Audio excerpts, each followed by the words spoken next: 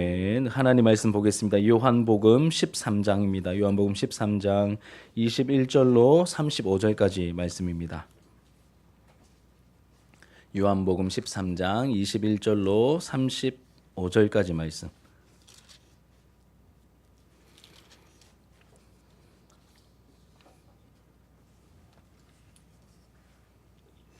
한 절씩 교독해서 읽고 마지막 절은 같이 읽도록 하겠습니다. 제가 21절을 먼저 읽을게요.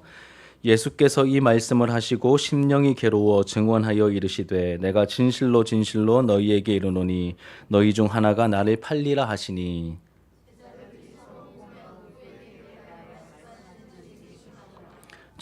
예수의 제자 중 하나가 곧 그가 사랑하시는 자가 예수의 품에 의지하여 누웠는지라.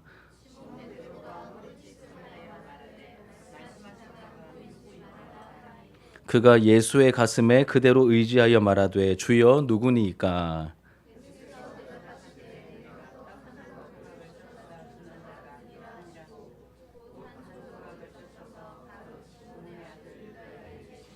조각을 받은 후 곧 사탄이 그 속에 들어간지라. 이에 예수께서 유다에게 이르시되 내가 하는 일을 속히 하라 하시니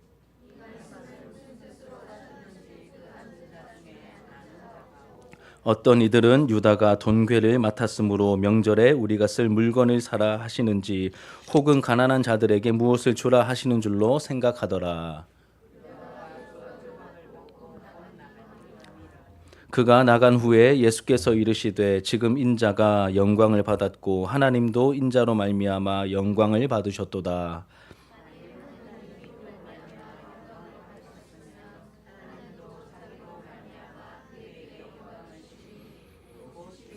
작은 자들아 내가 아직 잠시 너희와 함께 있겠노라. 너희가 나를 찾을 것이나 일찍이 내가 유대인들에게 너희는 내가 가는 곳에 올 수 없다고 말한 것과 같이 지금 너희에게도 이르노라.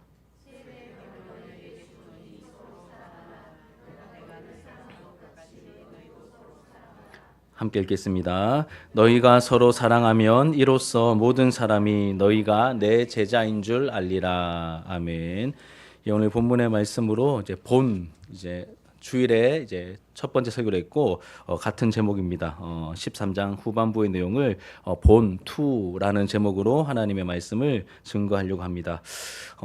여러분 복습을 먼저 좀 했으면 좋겠는데 정말 한 해에 마지막 끝자락입니다. 이제 2025년도 한 2시간 반 정도밖에 남지 않았습니다. 2시간 반 뒤면 예원이는 성인이 되죠, 그렇죠? 좋겠네.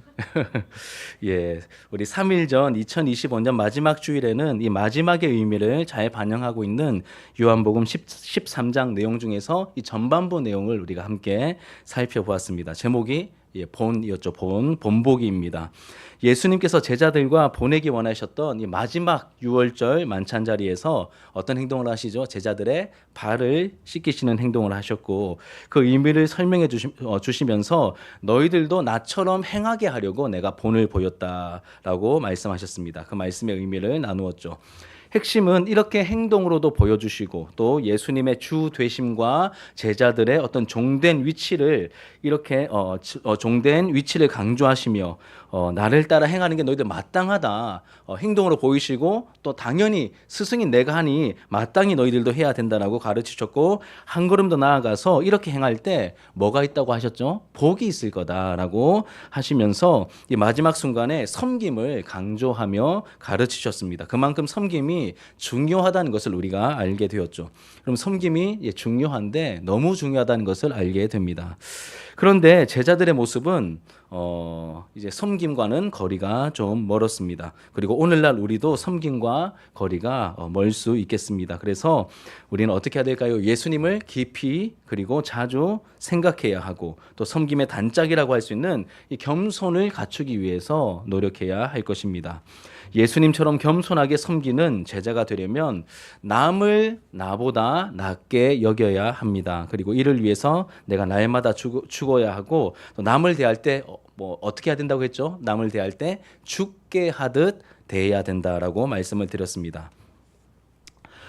우리가 이렇게 주시는 말씀을 통해 깨닫고 돌이켜 회개할 뿐만 아니라 말씀대로 살아가려고 할 때 여러분 우리의 연약함을 도우시는 성령님께서 우리를 도와주실 것입니다. 여러분 한 주간 이 3일 살아오시면서 이 섬김을 얼마나 마음에 품고 살아가셨습니까? 기억하고 행하려 하면 성령께서 우리를 도와주실 것입니다. 다른 것은 몰라도 섬김이 귀한 줄 알고 섬기려고 애를 쓰는 우리의 모습이 되기를 바랍니다. 그러면 복이 있을 것입니다. 제가 약속한 복이 아니라 예수님이 약속한 복을 우리가 얻게 될 것입니다. 섬길 때 예수를 닮아갈 것이고 우리의 섬김을 통해 누군가 복음을 받아들이고 생명을 얻게 될 것입니다. 그럼 섬기기를 거부하는 이 시대에 섬김을 통해 예수의 향기를 나타내는, 다 안 섬기려고 해요.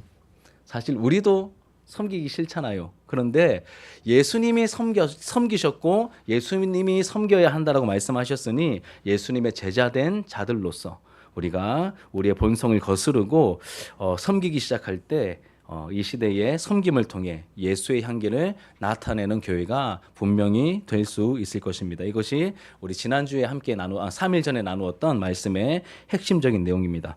오늘은 이 요한복음 13장 후반부에 나와 있는 내용을 또 살펴보려고 합니다. 이 앞부분에서는 제자들의 발을 씻겨주시면서 서로 섬기라고 하셨죠. 그리고 섬김의 중요성을 가르쳐 주셨습니다. 제가 강조한 바는 정말 예수님께서 예수님답지 않게 정말 빡세게 강력하게 이 섬김을 가르치셨다는 것이죠. 그런데 21절부터 30절까지 말씀의 내용은 가룟 유다가 이제 예수님을 배신할 것을 미리 예고하시는 내용을 우리에게 보여줍니다. 근데 이 장면도 제자들의 발을 씻어주시는 장면만큼이나 인상적이고 재밌습니다. 여러분 한번 읽어보시면 이 장면이 좀 좀 코믹하게 다가오기도 합니다. 예수님께서 누군가의 배신을 예고하십니다. 누구의 배신이죠? 우리가 알고 있다시피 가룟 유다의 배신을 예고하시죠. 이때 제자들이 술렁입니다. 배신을 예고하시니까 여러분 이 12제자 중에 누가 배신자가 있을 거라고 스스로 생각했을까요? 제 생각에는 아무도 누가 배신할 거라는 생각을 감히 못했을 것 같습니다. 그런데 예수님께서 직접 배신자가 있다라고 말씀하시죠. 이때 누가 제일 흥분했을까요? 베드로겠죠, 그렇죠? 우리 베드로 형님이 제일 흥분하십니다. 맞습니다. 이 베드로는 이제 흥분했었는데 항상 예수님 가장 가까이에서 행동했던 제자가 있습니다. 그 제자가 누구냐면 바로 요한복음을 기록한 요한입니다. 요한은 자기를 이렇게 나 요한은이라고 쓰지 않고 예수님이 사랑하시는 그 제자라고 하는 표현이 요한복음에 종종 나오는데 누구를 말하는 걸까요? 요한 자기를 말하는 겁니다. 근데 자기를 표현할 때 뭐라고 표현했다고요? 예수님이 사랑하시는, 다른 제자들 사랑받았을까요? 안 받았을까요? 받았겠죠. 그런데 자기가 생각할 때는 자기가 제일 많이 받았다고 여기는 거예요. 그래서 예수님이 사랑하시는 제자라는 별명을 가지고 있던 요한에게 베드로가 이렇게 합니다. 머리짓을 했다고 말합니다. 요한이 예수님 옆에 있으니까 베드로가 요한 보면서 이렇게 한 거예요. 머리짓을. 뭐 하라고 했을까요? 그 배신자 누군지 확인하라고. 다시 물어봐라. 이렇게 보면서 그렇게 이제 눈짓을 이렇게 머리짓을 한 거죠. 그러자 이 요한이 예수님께 다시 물어봅니다. 요한도 예수님께 물어보죠. 그러자 예수님은 이렇게 말씀하십니다. 내가 지금 떡을 떼어다가 적셔주는 그 사람이 당사자다. 뭐 어렵습니까? 안 어렵습니까? 하나도 안. 지금 떡을 떼다가 적셔가지고 뭐 초에 적셨겠죠, 그렇죠? 그래서 주는 그 사람이 배신자다, 당사자다 이렇게 말씀하시고 그 떡 조각을 누구에게 주십니까? 가룟 유다에게 딱 주셨습니다. 가룟 유다에게 딱 주셨을 때 사탄이 가룟 유다에게 틈타고 들어가 버렸죠.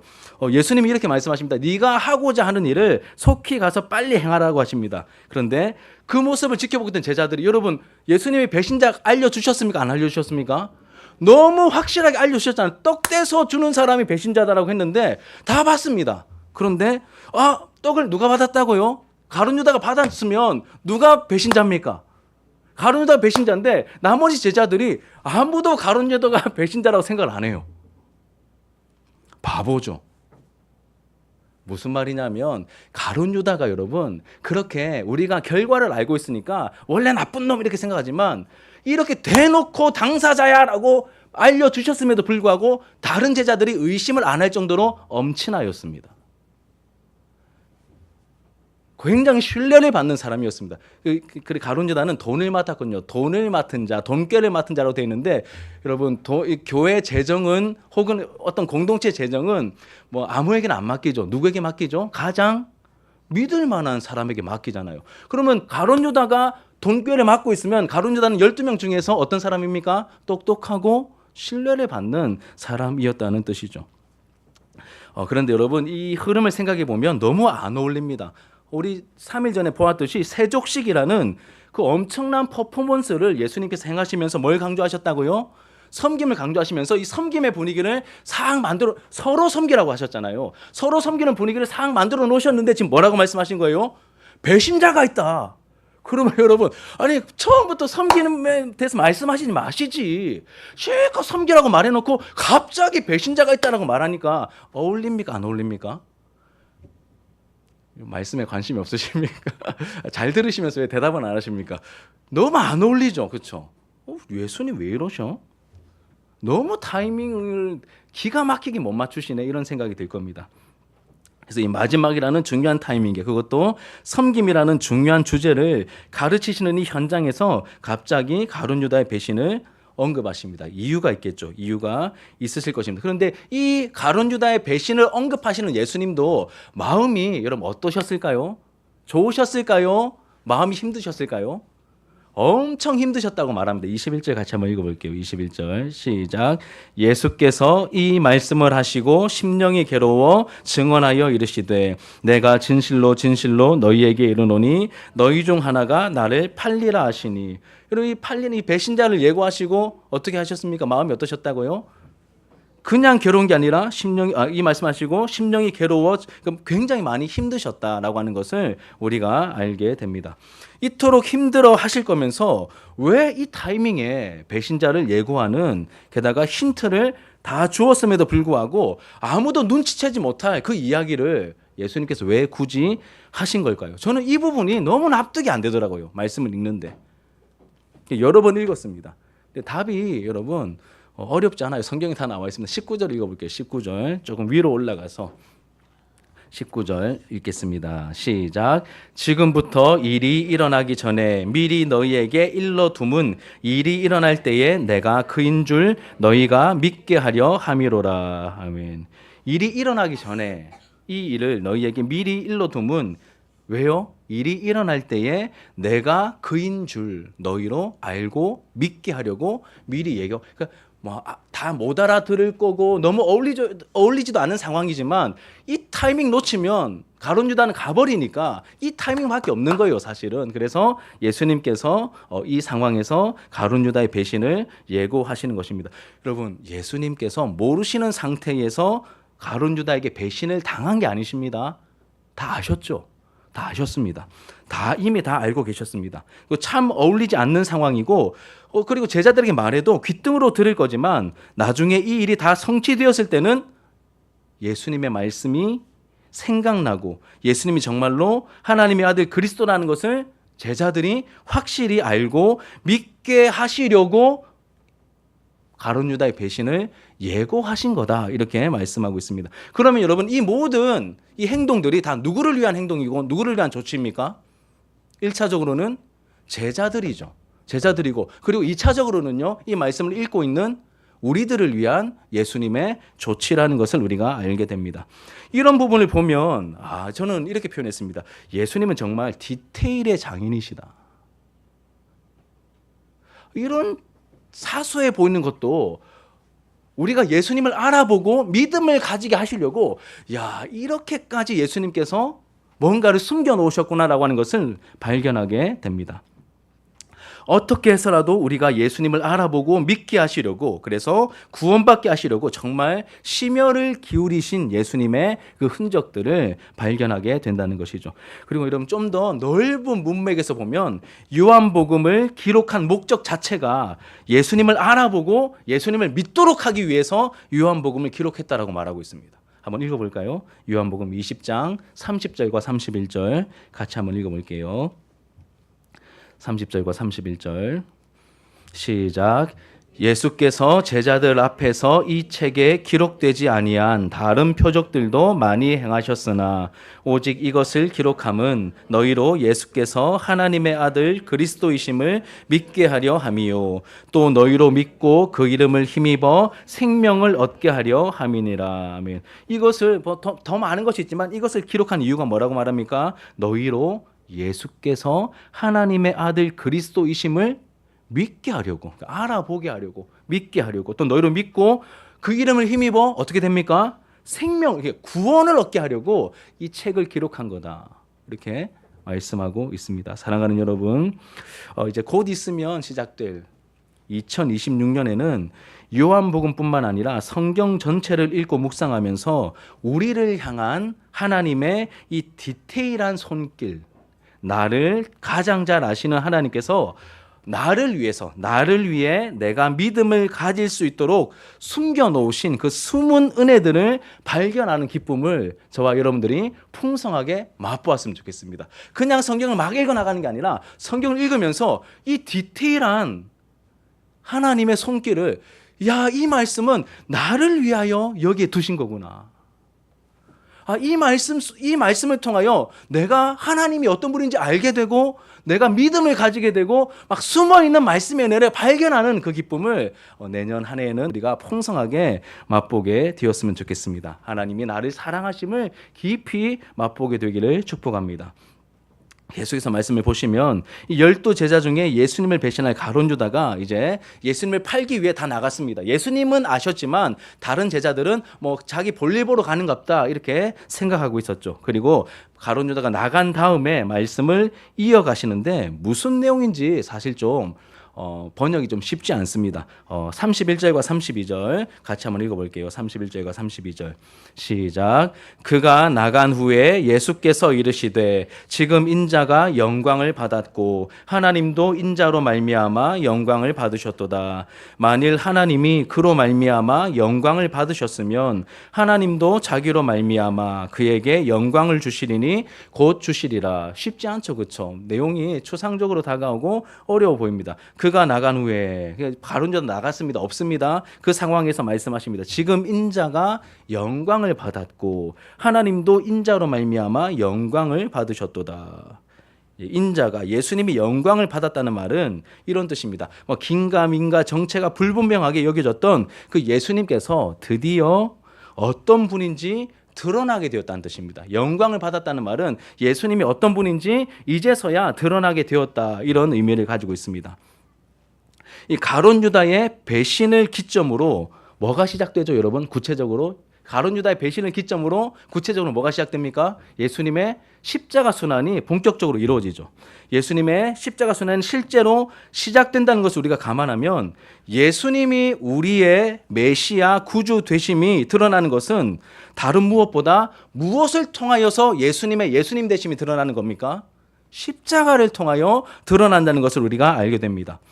여러분, 우리가 지금 이제 이 말씀을 연말이라서 나누는 거지 그 전까지 우리가 고린도전서 말씀을 나누었잖아요. 고린도전서 말씀 나눌 때 우리가 계속해서 반복해서 보았던 메시지가 예수님 그리고 십자가였습니다. 그리고 고린도전서 1장 23절에서 보았던 표현처럼 우리는 십자가에 못 박힌 그리스도를 전하니라고 사도 바울이 예수님을 전할 때 그냥 예수님을 전한 게 아니라 예수님의 가장 절정, 우리가 반드시 알아야 될 복음의 핵심을 말하기를 뭐라고 얘기했습니까?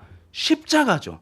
우리는 십자가에 못 박힌 그리스도를 전하니라고 이야기했습니다. 예수님의 가장 예수님다우심, 하나님의 아들다우심, 그리스도다우심은 바로 막 엄청난 영광을 가지신 그 모습도 예수님다우심이겠지만 예수님의 가장 예수님다우심은 언제입니까? 십자가를 지시는 그 예수님의 모습이 가장 예수님다우신 모습이라는 것이죠. 이렇듯 예수님께서 십자가를 지기 위한 첫 단추라고 할 수 있는 이 가룟 유다의 배신을 알면서도 여러분 알잖아요. 쟤 보내면 난 죽는 겁니다. 다 아시는 거예요. 그런데 다 아시면서도 방해하거나 어떤 제거하거나 멈추지 않으시고 그 일을 하게 하심으로 십자가 순환이 본격적으로 시작되도록 허락하십니다. 그리고 요한은 이때를 예수님께서 영광을 받으시는 순간이다라고 표현합니다. 인간적으로는 매칭이 하나도 안 됩니다.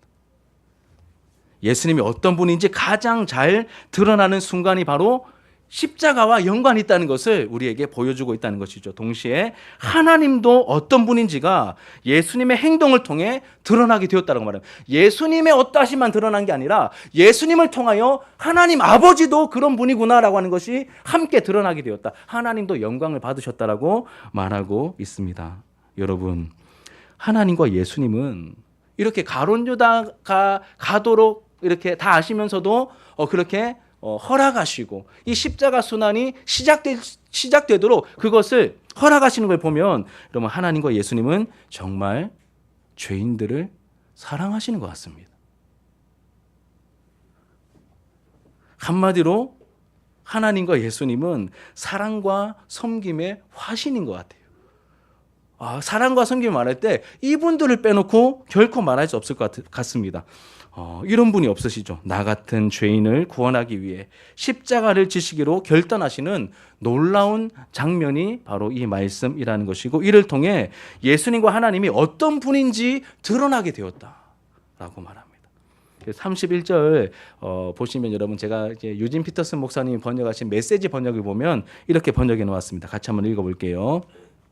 31절입니다. 시작. 이제 인자가 누구인지 드러났고 하나님이 어떤 분인지도 인자 안에서 드러났다. 그러니까 이 상황과 이 사건을 통하여 십자가와 맞물려 있는 이 타이밍, 이 순간을 통하여 예수님이 어떤 분인지, 그리고 예수님을 통하여 하나님도 어떤 분인지 드러나게 되었다. 이제 이런 뜻을 가지고 있습니다. 이렇게 우리를 대속하기 위해서 자기가 대신 죽으셔야 하는 십자가를 지시기로 결단하신 예수님의 모습을 생각할 때 이제 33절 말씀도 어렵지 않게 자연스럽게 풀리게 됩니다.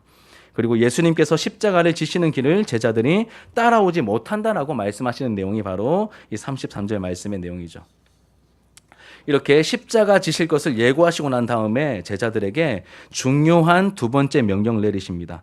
다시 말씀드립니다. 이렇게 십자가를 지실 것을 예고하시고 난 다음에 제자들에게 두 번째 중요한 명령을 내리십니다. 첫 번째 가르침은 뭐였죠? 우리가 3일 전에 보았듯이 예수님처럼 서로 섬기라는 명령이었습니다. 자, 두 번째 명령은 어떤 명령입니까? 34절과 35절, 너무 유명한 구절인데 같이 한번 읽겠습니다. 시작. 새 계명을 너희에게 주노니 서로 사랑하라. 내가 너희를 사랑한 것 같이 너희도 서로 사랑하라. 너희가 서로 사랑하면 이로써 모든 사람이 너희가 내 제자인 줄 알리라. 아멘. 두 번째 명령은 어떤 명령입니까?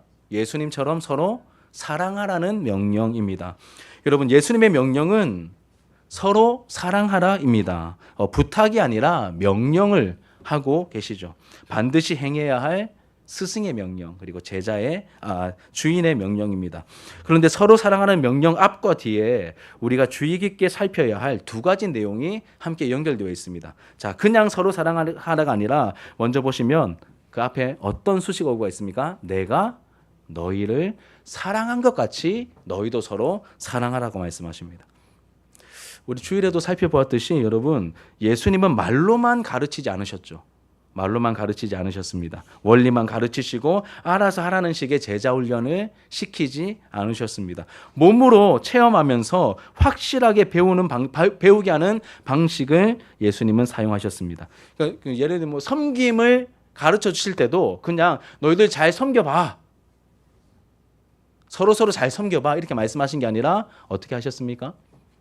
발을 씻겨주시는 그 행동을 직접 행하시면서 보여주시면서 섬김을 가르쳐 주셨습니다. 그리고 사랑에 대해서 가르쳐 주실 때도 어떻게 하셨죠? 내가 너희를 사랑한 것 같이. 그러니까 뭘 보이신 거예요? 먼저 본을 보이셨던 거예요. 내가 너희를 사랑한 것 같이 너희도 서로 사랑하라고 말씀하셨습니다. 자, 그리고 여러분, 서로 사랑하면 다른 한 가지는 서로 사랑하면 그 다음에 뭐가 나옵니까? 어떤 결과가 있을 거라고 말씀하시죠? 모든 사람이 너희가 내 제자인 줄 알게 될 것이다 라고 말씀하시죠. 여러분, 우리가 서로 사랑할 때, 예수님의 말씀, 명령을 따라 우리가 서로 사랑하기 시작할 때 나타나는 일이 있습니다. 나타나는 결과가 있을 거라고 말씀하십니다. 그 결과가 무엇이죠? 사람들이 우리가 예수님의 제자라는 것을 알아보게 될 거라고 하십니다. 알게 될 거라고 하시죠. 우리는 주님의 교회입니다. 우리는 제자 공동체입니다라고 홍보를 잘 하거나 사람들을 많이 모아서 뭐 세력을 확장하거나 건물을 막 화려하게 짓는 이런 모양을 통하여서 우리가 세상 사람들에게 당신들의 스승은 예수님이시군요. 당신들은 예수의 제자군요. 이렇게 드러나는 게 아니라 무엇을 통해서요? 예수님처럼 서로 사랑할 때 우리가 예수의 제자됨이 나타나게 될 거다. 사람들이 인정하고 알아보게 될 거다라고 말씀을 하고 계시죠. 이 부분에 대한 조금 부연 설명이 조금 더 필요합니다. 여러분, 요한복음을 기록한 사도 요한, 이 사도 요한에게는 별명이 있었습니다. 유명한 별명이 있는데 그 별명이 뭐냐면 바로 사랑의 사도입니다. 사랑의 사도. 요한의 별명은 사랑의 사도입니다. 그가 기록한 요한복음 또 요한 1, 2, 3서 요한 서신을 보면 사랑이 엄청나게 강조가 되어 있죠. 오늘 지금 이걸 읽는 본문만 해도 사랑이 강조되고 있습니다. 요한은 자신을 표현할 때도 어떻게 표현했습니까? 아까 예수님이 사랑하시는 그 제자. 사랑의 사도 같죠, 그렇죠? 답죠. 주님의 사랑, 얼마나 주님의 사랑을 많이 받았고 그 사랑에 대한 확신이 컸으면 자기 자신을 표현할 때 주님이 사랑하시는 그 제자 이렇게 표현을 했겠습니까? 떠도는 이야기에 따르면 이제 나이가 많은 이게 요한 12제자 중에 누가 가장 오래까지 살아남았냐면 사도 요한입니다. 요한계시록을 썼잖아요. 이 사도 요한, 노사도가 된 이 사도 요한이 에베소 교회를 섬기던 시절 설교를 하는데 늘 주제가 뭐였을까요? 상상을 해보십시오. 예.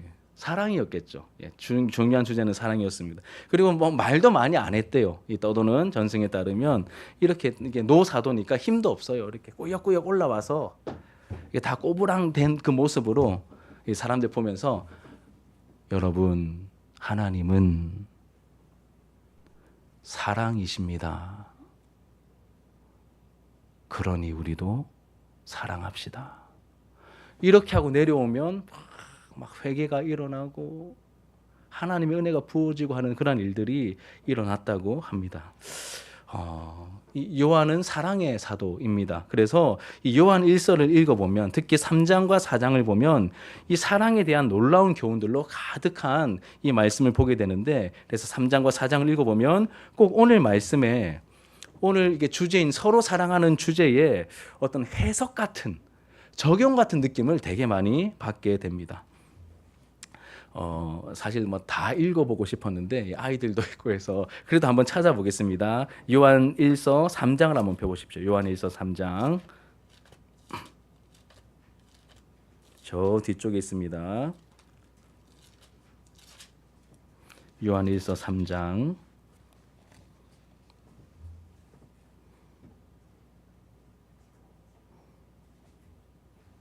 신약성경 390페이지 저 뒤쪽으로 가셔서 찾으셨으면 우리 10절부터 천천히 되는 만큼 한번 읽어보겠습니다. 10절부터 같이 한번 읽어보겠습니다. 시작. 이러므로 하나님의 자녀들과 마귀의 자녀들이 드러나나니 무릇 의를 행하지 아니하는 자나 또는 그 형제를 사랑하지 아니하는 자는 하나님께 속하지 아니하니라. 우리는 서로 사랑할지니 이는 너희가 처음부터 들은 소식이라. 가인같이 하지 말라. 그는 악한 자에게 속하여 그 아우를 죽였으니 어떤 이유로 죽였느냐? 자기의 행위는 악하고 그의 아우의 행위는 의로움이라. 형제들아, 세상이 너희를 미워하여도 이상히 여기지 말라. 우리는 형제를 사랑함으로 사망에서 옮겨 생명으로 들어간 줄을 알거니와 사랑하지 아니하는 자는 사망에 머물러 있느니라. 그 형제를 미워하는 자마다 살인하는 자니 살인하는 자마다 영생이 그 속에 거하지 아니하는 것을 너희가 아는 바라. 그가 우리를 위하여 목숨을 버리셨으니 우리가 이로써 사랑을 알고 우리도 형제들을 위하여 목숨을 버리는 것이 마땅하니라. 누가 이 세상의 재물을 가지고 형제의 궁핍함을 보고도 도와줄 마음을 닫으면 하나님의 사랑이 어찌 그 속에 거하겠느냐. 자녀들아, 우리가 말과 혀로만 사랑하지 말고 행함과 진실함으로 하자. 이로써 우리가 진리에 속한 줄 알고 또 우리 마음을 주 앞에 굳세게 하리니, 이는 우리 마음이 혹 우리를 책망할 일이 있어도 하나님은 우리 마음보다 크시고 모든 것을 아시기 때문이라. 사랑하는 자들아, 만일 우리 마음이 우리를 책망할 것이 없으면 하나님 앞에서 담대함을 얻고 무엇이든지 구하는 바를 그에게서 받나니, 이는 우리가 그의 계명을 지키고 그 앞에서 기뻐하시는 것을 행함이라. 그의 계명은 이것이니 곧 그 아들 예수 그리스도 이름을 믿고 그가 우리에게 주신 계명대로 서로 사랑할 것이니라. 그의 계명을 지키는 자는 주 안에 거하고 주는 그 안에 거하시나니, 우리에게 주신 성령으로 말미암아 그가 우리 안에 거하시는 줄을 우리가 아느니라. 아멘. 여러분, 이 사랑에 대해서, 형제 사랑에 대해서, 서로 사랑하는 것에 대해서 되게 강조하고 있다는 것을 우리가 그냥 쭉 읽어보아도 충분히 알 수 있어요. 사장도 마찬가지입니다. 여러분, 사장도 마찬가지입니다. 예, 그러면 여러분, 내가 너희를 사랑한 것 같이 너희도 서로 사랑하라고 하셨는데, 예수님의 사랑은 어떤 사랑이고 구체적으로 어떻게 사랑하라고 이 요한 1서 3장과 4장을 통하여 말씀하고 있는지 우리 간략하게 살펴보면 이렇습니다. 자, 사랑해야 될 대상을 미워하면 안 된다라고 말씀하십니다. 좀 표현이 그런데, 그러면 사랑해야 될 대상을 미워하면 안 된다라고 말씀하십니다. 우리 요한 1서 3장 12절 성경을 보시고 다시 한번 읽어보시면 같이 읽겠습니다. 시작. 가인같이 하지 말라. 그는 악한 자에게 속하여 그 아우를 죽였으니 어떤 이유로 죽였느냐. 자기의 행위는 악하고 그의 아우의 행위는 의로움이라. 그리고 15절 보시면 그 형제를 미워하는 자마다 살인하는 자니 살인하는 자마다 영생이 그 속에 거하지 아니하는 것을 너희가 아는 바라. 그럼 서로 사랑하라고 말씀하시고 곧바로 가인처럼 형제를 미워하지 말라고 하십니다. 여러분, 친형제는 사랑해야 될 대상입니까? 미워해야 될 대상입니까? 이게 질문이 성립이 됩니까, 여러분? 친형제는 아끼고 돌보고 사랑해야 될 대상입니까? 아니면 미워해야 될 대상입니까? 너무 당연히 사랑해야 될 대상인데 그 기본적인 사랑 자체도 안 되는 예를, 가인과 아벨의 예를 든 거예요. 마땅히 사랑해야 될 대상인데 지금 미워하였고 그 미움이 뭐가 되었습니까? 살인까지 되었다는 것을 우리에게 말씀을 통하여 보여주고 있는 것이죠. 여러분, 나를 괴롭히고 못 살게 굴고 이런 사람이 아니라 가족 즉 형제를 미워하지 말라고 우리에게 말씀하십니다. 여러분, 미워하는 마음을 방치하시면 안 됩니다. 큰일 납니다. 우리 영혼을 좀먹습니다. 아니요, 우리 영혼을 파괴하고 망칩니다. 영적인 살인으로 이어질 수 있다라고 말씀을 통하여 사랑의 사도가 경고하고 있습니다. 그러니 절대 방치하면 안 됩니다. 비유도 가인과 아벨을 비유로 듭니다. 가족이고 형제입니다. 여러분, 서로 사랑하는 명령은 누구에게 주신 명령이냐면 너희들 저 멀리 있는 아프리카에 있는 사람들 사랑해, 이렇게 말씀하시는 게 아니라 새 계명을 주노니 서로 사랑해라. 제자들 안에서 하신 말씀입니다.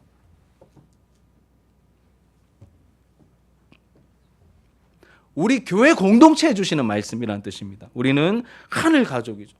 가인과 아벨이 가족이듯이 우리도 예수 피로 한 피 받아 한 몸 이룬 하늘 가족이지 않습니까? 그러니 미워하면 안 되고 우리가 서로 사랑해야 한다라고 우리에게 말씀하고 있습니다. 서로를 미워하면 형제를 미워함이죠. 영혼을 망치고 파괴시키는 것입니다. 그래서 그 미움을 멈추라고 말씀하십니다. 멈춰야 합니다. 멈춰야 됩니다. 두 번째로는 사랑해야 될 대상에게 무관심하면 안 된다라고 말씀하시죠. 우리 17절과 18절 같이 읽겠습니다. 시작. 누가 이 세상의 재물을 가지고, 다시요, 우리 요한일서 3장 17절 18절 시작. 누가 이 세상의 재물을 가지고 형제의 궁핍함을 보고도 도와줄 마음을 닫으면 하나님의 사랑이 그 속에 거하겠느냐. 자녀들아, 우리가 말과 혀로만 사랑하지 말고 행함과 진실함으로 하자. 형제의 궁핍함을 보았는데 도와줄 마음을 닫아버리면, 막아버리면 안 된다라고 하십니다. 그러니까 못 본 채 하거나 무관심하지 말라고 우리에게 말씀하시죠. 그것은 하나님의 사랑이 그 안에 없다는 증거다 이렇게 말씀하십니다. 우리는 말로만 때우려는 사랑을 하면 안 됩니다. 행함과 진실함으로 사랑해야 한다라고 말씀하시죠. 그러니까 진짜로 찐으로 사랑해야 한다라고 하십니다. 사랑은 어려움에 처한 형제를 보았을 때 가장 귀한 것을 아낌없이 내어주는 것입니다. 오늘 우리 요한일서 말씀을 보시면 형제를 위하여 목숨까지 내어주는 것이 마땅하다고 말씀하십니다. 이게 하나님께서 우리에게 요구하시는 교회 공동체 안에서 이루어져야 할 어떤 사랑의 수준임을 우리에게 기준으로 제시하시는데, 그럼 우리의 사랑은 얼마나 초라하고 얼마나 보잘것없습니까? 조금만 자존심 상해도, 조금만 손해를 보아도 막 부릴 듯 일어나는 것이 나의 모습이고 혹시 여러분들의 모습은 아니십니까? 말씀 앞에서 우리를 돌아보게 하십니다. 가장 어려움을 보았을 때, 어려움에 처한 형제를 보았을 때 가장 귀한 것을 아낌없이 심지어 생명까지도 내어주는 것이 이 다른 공동체가 아닌 예수 피로 구속받은 사람들의 모임인 교회 안에서 일어나야 될 그러한 모습이다라고 우리에게 말씀하십니다. 요한복음 3장 16절 보시면, 요한이 쓴 글이죠, 그렇죠? 요한복음 3장 16절 보시면 하나님이 세상을 이처럼 사랑하사 뭘 주셨습니까? 독생자를 주셨으니. 여러분, 하나님께 독생자는 가장 보배롭고 가장 값진 것이잖아요. 하나님이 세상을, 그 세상이 저와 여러분이 포함되죠, 우리를 사랑하셔서 나 너희들 사랑해 말로만 막 와우 메아리로 떠도는 말로만 이렇게 막 한 것이 아니라 어떻게 해요? 참 사랑이었기 때문에 가장 귀한 예수 그리스도를 아낌없이 우리에게 내어주심으로 나는 너희를 정말로 사랑해. 그리고 그 예수님은 우리가 앞에서 본 것처럼 십자가에 죽으시기를, 가룟 유다를 보내시는 그걸 통하여 그 길을 선택하는 것을 통하여서 십자가를 친히 감당하심으로써 나는 정말로 죄인들을, 너희들을 사랑한단다, 이렇게 우리에게 알려주시고 보여주시고 말씀하신 것이죠. 요한일서 3장 16절에도 여러분 같이 한번 읽어볼까요? 요한일서 3장 16절 시작.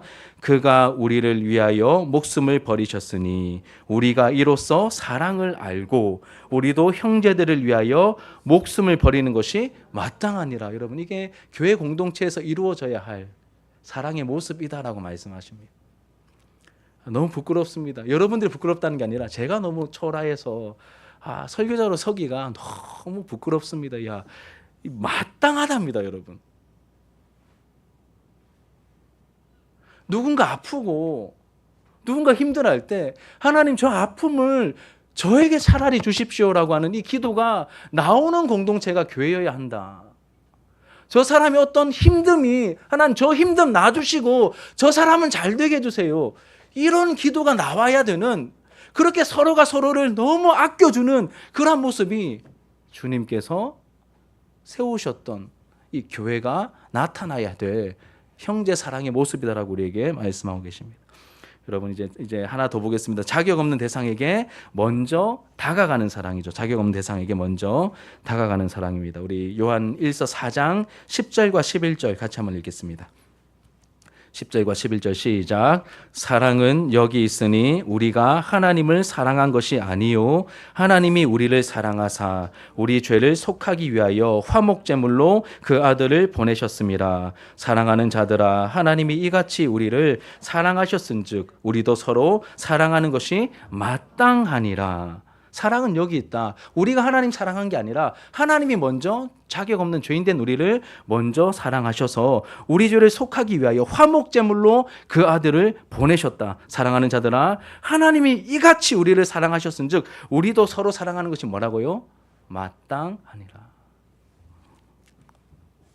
예수님의 사랑은 먼저 다가가는 사랑입니다. 자격 없는 우리를, 죄인들을 향해 먼저 다가오신 사랑이죠. 우리의 사랑도 예수님을 닮아 그러해야 한다라고 우리에게, 저에게, 여러분들에게 교훈하고 계십니다. 그러니 여러분, 기다리지 말고 먼저 다가가야 한다라고 우리에게 말씀하십니다. 혹시 사랑받을 가치가 없어 보이고 자격 없어 보이고 미운 마음이 들고 못 본 척하고 싶은 그러한 대상이라 할지라도 먼저 다가가서 사랑하는 사람이 예수님의 진짜 제자이고 하나님의 자녀다라고 우리에게 말씀하십니다.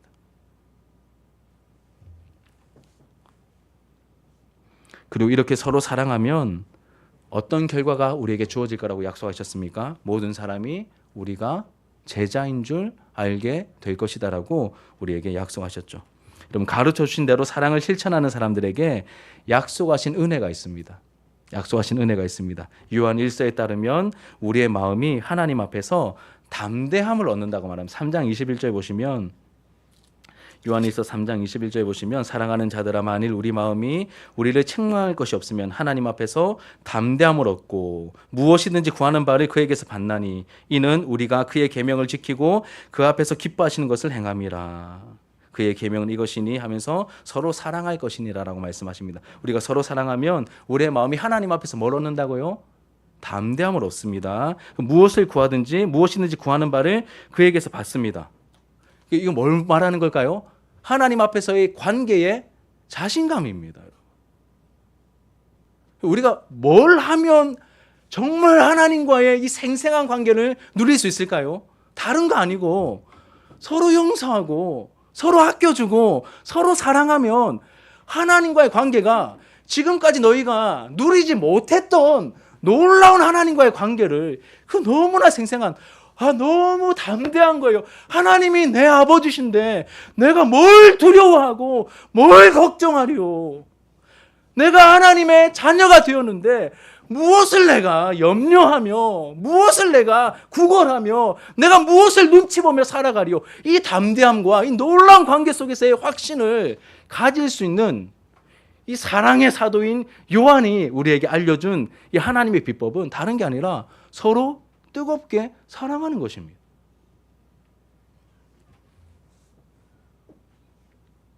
서로 사랑하게 될 때 이 놀라운 담대함과 관계의 확신을 가지게 되고 그리고 온전한 연합과 임재를 우리가 알고 누리게 됩니다. 우리 여러분 이제 마지막입니다. 3장 24절 그리고 4장 12절 한번 같이 읽고 말씀을 정리하겠습니다. 같이 읽겠습니다. 시작. 그의 계명을 지키는 자는 주 안에 거하고 주는 그 안에 거하시나니 우리에게 주신 성령으로 말미암아 그가 우리 안에 거하시는 줄을 우리가 아느니라. 여러분 그의 계명이 무엇입니까? 서로 사랑하는 계명이죠. 서로 사랑하면 사랑하는 자는 주 안에 거하고. 여러분 예수님 안에 거하고 싶으십니까? 형제를 사랑하시면 됩니다. 주 안에 거하고 주는 그 안에 거하시나니 우리에게 주신 성령으로 말미암아 그가 우리 안에 거하시는 줄을. 예수님이 내 안에 나와 함께하고 계십니다라고 하는 것을 누가 합니까? 우리가 아느니라. 여러분 딴 사람들이 아까는 모든 사람이 너희가 내 제자인 줄 알 거야 라고 말씀하셨는데 여기서는 이제 해석하는 거잖아요. 사도 요한이. 우리가 이렇게 서로 사랑하면 누가 내 안에 계시고 한다는 것을 누가 한다고 말합니까? 먼저 우리가 안다는 거예요. 우리 교회는 찐이야. 우리 교회는 진짜 교회야. 우리 교회는 진짜 예수님 공동체야. 우리 교회는 하나님 사랑하는 사람들이 모여있어. 누가 안다는 겁니까? 우리가 안다는 거예요. 애들도 안다는 겁니다. 어른들도 알 겁니다. 뭐 하면요? 서로 사랑하면 알게 된다는 것이죠. 4장 12절, 13절 같이 한번 읽겠습니다. 4장 12절 중반부터 우리가 서로 사랑하면부터 같이 읽겠습니다. 시작. 우리가 서로 사랑하면 하나님이 우리 안에 거하시고 그의 사랑이 우리 안에 온전히 이루어지느니라. 그의 성령을 우리에게 주심으로 우리가 그 안에 거하고 그가 우리 안에 거하시는 줄을 아느니라고. 안다는 거예요. 여러분 서로 사랑하면 안다라고 말합니다. 여러분 우리가 아는 거예요. 그러니 누구도 알까요? 남들도 보는 사람들도 알게 된다는 겁니다. 뭘 알게 됩니까? 우리 안에 예수가 거하심을, 우리 안에 하나님이 계심을 안다는 겁니다. 우리가 먼저 알고 우리가 먼저 누리는 가운데 다른 우리를 지켜보는 사람들도 야 쟤네들 예수님 제자 맞네. 저 교회는 주님의 교회 맞네. 이거를 알게 된다라고 말씀하고 있습니다. 그러니 사랑하는 여러분, 우리 다른 거 하지 말고 일하려고 하지 말고 가장 먼저 서로 사랑합시다. 서로 사랑합시다. 그리고 서로 섬기는 우리가 되기를 축복합니다. 다른 무엇보다 이게 중요하다라고 생애 마지막 쯤에 우리에게 강조하며 가르치시고 말씀하고 계십니다. 여러분들의 신앙의 여정을 한번 돌아보십시오. 사랑이 되면요, 모든 게 다 가능하고 싶습니다. 하나님을 사랑하고 있고 내 옆에 있는 형제들이 최소한 불쌍하게 여겨지고 내가 귀하게 여기고 있다면 어려울 게 없습니다. 무슨 사역이 힘듭니까? 하나도 안 힘듭니다, 여러분. 목사가 성도를 사랑하면요, 하나도 안 힘듭니다. 왜 언제 신앙생활이 힘들어질까요? 하나님을 향한 사랑이 식고 서로에 대한 사랑이 식어버리면 힘든 겁니다, 신앙생활이. 그게 영적인 원리입니다. 성경에 나와 있는 영적인 원리입니다. 그러니 우리는 다른 무엇보다 사랑해야 한다라고 가르치고 계시는 것이죠. 우리는 자꾸 하나님만 사랑하려고 덤비지만 여러분, 아닙니다. 물론 하나님을 사랑해야 되지만 하나님께서는 자꾸 하나님께만 잘 보려고 하는 우리를 다시 밀어내십니다. 너희들 서로 잘 지내야 돼. 네 옆에 있는 지체를 포기하면 안 돼. 서로 사랑해야 돼. 그게 진짜 공동체의 모습이야. 이렇게 우리에게 말씀하고 가르치고 계시는 것이죠. 형제를 자매를 사랑하라고 하십니다. 미움을 멈추고 못 본 척 무관심을 보이지 말고 상대방이 움직이기를 기다리지 말고 먼저 다가가 사랑하라고 우리에게 말씀하고 계십니다. 저도 사람인지라 누군가가 참 밉고 싫고 짜증나고 보기 싫고 그래서 도망치고 싶었던 적이 제 사역의 여정 속에 왜 없었겠습니까? 그런데 여러분, 그때마다 사랑이신 하나님께서 사랑으로 자녀 삼으신 저에게 주신 답은 20몇 년 전이나 오늘이랑 똑같아 한 번도 변한 적이 없습니다. 그래도 네가 사랑해야지. 아들, 그래도 네가 사랑해야지. 이 답 말고 저에게 다른 답을 주신 적이 한 번도 없으십니다.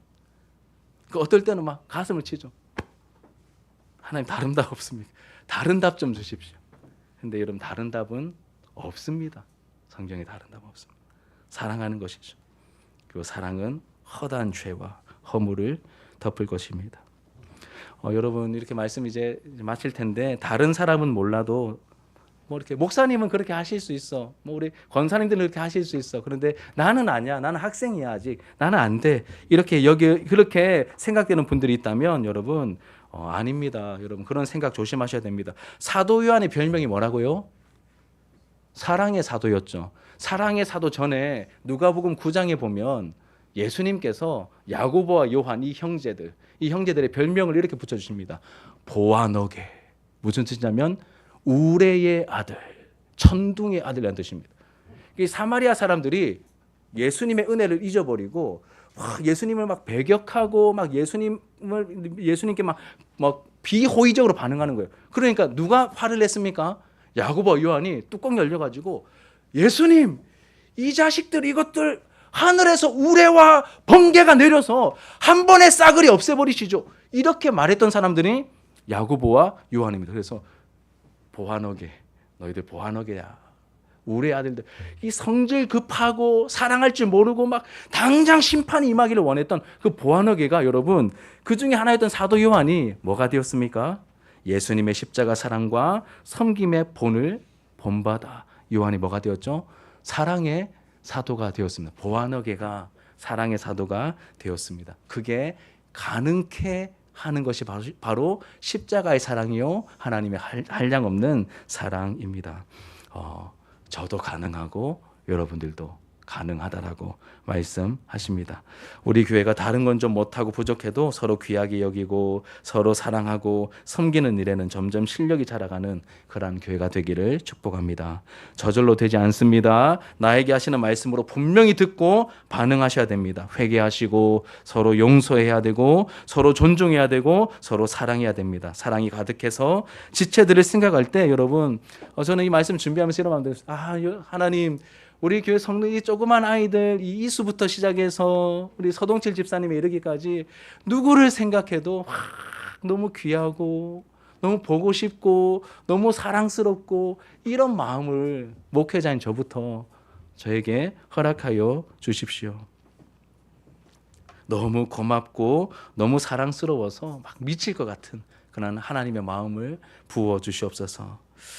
여러분 이렇게 목사부터 시작해서 여러분들 한 사람 한 사람 주님의 마음을 배우고 본받게 될 때 우리 교회 공동체 안에 하나님의 사랑과 임재가 가득하게 될 것이고 우리가 알 겁니다 먼저.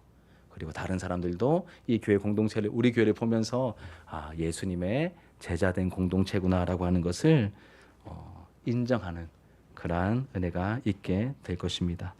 우리 이 말씀을 기억하면서 함께 찬양했으면 좋겠습니다. 서로를 귀하게 여기는 마음으로 우리 축복송을 먼저 좀 했으면 좋겠는데 때로는 너희 앞에 어려움과 아픔이 있지만 우리 함께 찬양하겠습니다.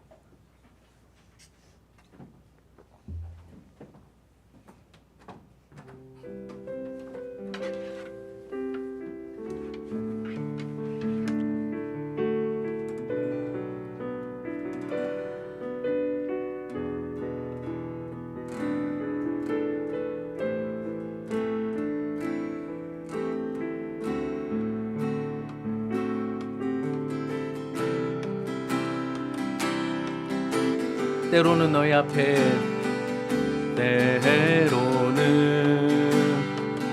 너의 앞에 어려움과 아픔이 있지만 담대하게 주를 바라보는 너의 영혼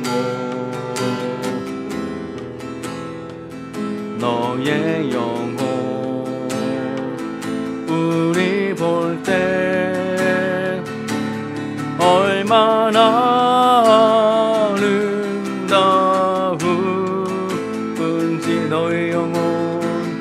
너의 영혼 통해 큰 영광 받으실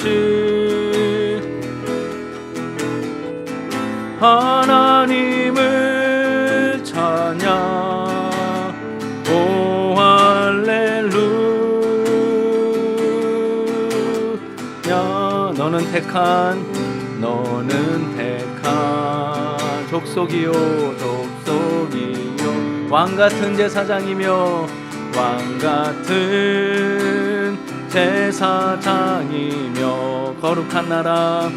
거룩한 나라 하나님의 소유된 백성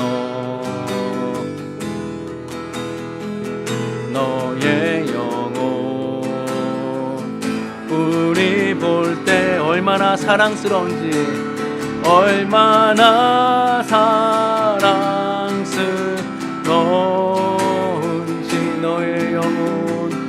너의 영혼 통해 큰 영광 받으실 하나님을 찬양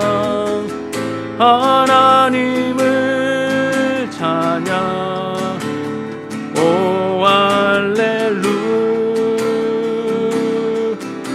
한 번 더요 때로는 우리 축복하면서 너의 앞에 어려움과 아픔이 있지만 어려움과 아픔이 있지만 담대하게 주를 바라보는 너의 주님 너의 영혼 우리 볼 때 얼마나 아름다운지 얼마나 주님 너의 영혼 통해 큰 영광 받으실 하나님을 찬양 오 할렐루야 너는 택한 백성이요 너는 택한 족속이요 족속이 왕같은 제사장들입니다. 왕같은 제사장이며 거룩한 나라 주님 하나님의 소유된 백성 너의 영혼 우리 볼 때 얼마나 사랑스러운지 얼마나 사랑스러운지 아멘 너의 영혼 통해 큰 영광 받으신 하나님을 찬양 오 할렐루야 너의 영혼 통해 너의 영혼 통해 큰 영광 받으실 큰 영광 받으실 오 하나님